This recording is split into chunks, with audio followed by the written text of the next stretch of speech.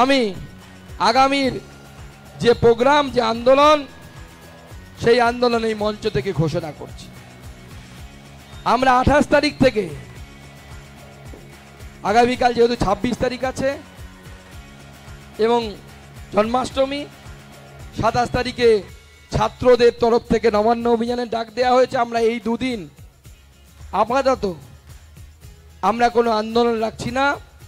28 তারিখ থেকে আমরা আবার আমাদের ধর্ণা শুরু করব এবং সেটা ধর্মতলাতে আমরা আমাদের এই ধর্ণা শুরু করব এবং এই ধর্ণা আগামী দিনেও জারি থাকবে। আমরা পুলিশের কাছে আবেদন করেছি এই ধর্ণা চালিয়ে যাওয়ার জন্য। 28 তারিখে যেদিন আমরা ধর্ণা শুরু করব ঠিক করেছি, 28 তারিখে আমাদের মহিলা মোর্চার নেতৃত্বে আমাদের সকল মহিলারা হাজার হাজার সংখ্যায় গিয়ে এই ঘুমন্ত মহিলা কমিশনের দপ্তরে তালা লাগানো অভিযান করবে। মহিলা কমিশনের তালা লাগাও অভিযান। 29 তারিখে মুখ্যমন্ত্রীর পদত্যাগের দাবিতে, স্বাস্থ্যমন্ত্রীর পদত্যাগের দাবিতে ডিএম অফিস ঘেরাও হবে, প্রত্যেক জেলায় হবে, একসাথে হবে। 29 তারিখে আমরা ডিএম অফিস ঘেরাও করব। আমাদের ধর্ণা যথারীতি চলবে। তখন আপনারা কলকাতায় এইভাবে যেভাবে আসছেন সেভাবে আসবেন। 1 সেপ্টেম্বর, 2 সেপ্টেম্বর রাজ্যের যতগুলি ব্লক আছে প্রত্যেকটি ব্লকে আমাদের ভারতীয় জনতা পার্টির যারা কর্মী আছে তারা একদিনের সকাল 11টা থেকে সন্ধ্যে পর্যন্ত একদিন ঠিক এরকম অবস্থান কর্মসূচি করবে। প্রত্যেকটা ব্লকের সামনে অবস্থান কর্মসূচি করবে। কত তারিখ হলো? 2 সেপ্টেম্বর। তারপরে আমরা 4 সেপ্টেম্বর, 11টা থেকে 12টা, সেই দিন গোটা পশ্চিমবঙ্গ স্তব্ধ হয়ে যাবে। প্রত্যেকটি মণ্ডলে ভারতীয় জনতা পার্টি এই 1 ঘন্টার জন্য 11টা থেকে 12টা পর্যন্ত রাস্তা অবরোধ করবে।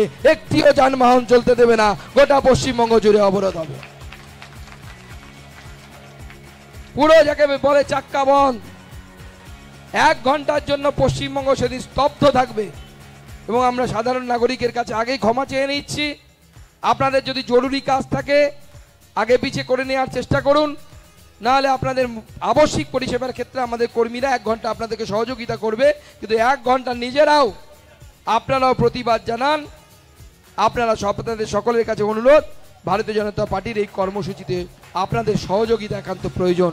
কারণ এই লড়াইটা ভারতীয় জনতা পার্টি শুধু বিরোধী দল হিসেবে করছে না, প্রত্যেকটি মানুষ তার বাড়ির পরিবারের মহিলাদের কথা ভেবে করছে। প্রত্যেকটা ভারতীয় জনতা পার্টির কার্যকর্তা তার স্ত্রী, তার মা, তার শাশুড়ি, তার মেয়ে, তাদের কথা ভেবে করছে, তাদের পরিবারের সদস্যদের কথা ভেবে করছে।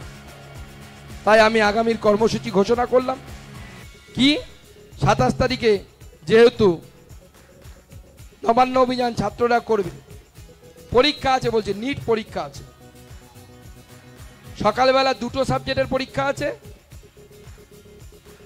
সেকেন্ড হাফে 6টা সাবজেক্টের পরীক্ষা আছে, সাঁওতালি, উড়িয়া, এরকম বিভিন্ন ভাষার পরীক্ষা আছে। তো ছাত্রছাত্রীদের যদি অসুবিধে না হয় সেই জন্য আমাদের যুব মোর্চার তরফ থেকে আমরা একটি হেল্পলাইন নম্বর জারি করছি। চলো, ইউজিসি নেটের হেল্পলাইন জানবে নাম্বার। আমাদের যুব মোর্চার সভাপতি ইন্দ্রনীল খাল সহ অন্যরা এই হেল্পলাইন নাম্বারে আমাদের যে সমস্ত ছাত্ররা পরীক্ষা দিতে আসবে তারা যদি যোগাযোগ করেন, এক জায়গা থেকে অন্য জায়গায় পৌঁছে দেওয়ার জন্য ভারতীয় জনতা পার্টির যুব মোর্চার কার্যকর্তারা বাইক নিয়ে তারা সেদিন থাকবেন এবং নিঃশুল্কভাবে এক জায়গা থেকে আরেক জায়গায় পৌঁছে দেওয়ার চেষ্টা করবেন যতটা আমাদের পক্ষে সম্ভব। নাম্বারটা সবাই দেখে নেবেন। যদি হেল্পলাইন নাম্বারে ছাত্ররা যদি আমাদের সাথে যোগাযোগ করে, আমাদের যুব মোর্চার ছেলেরা বাইকে করে ছাত্রদেরকে তাদের পরীক্ষা হলে পৌঁছে দেওয়ার চেষ্টা করবে, যানজট থেকে যতটা রক্ষা করে তাদেরকে পৌঁছে দিতে পারে।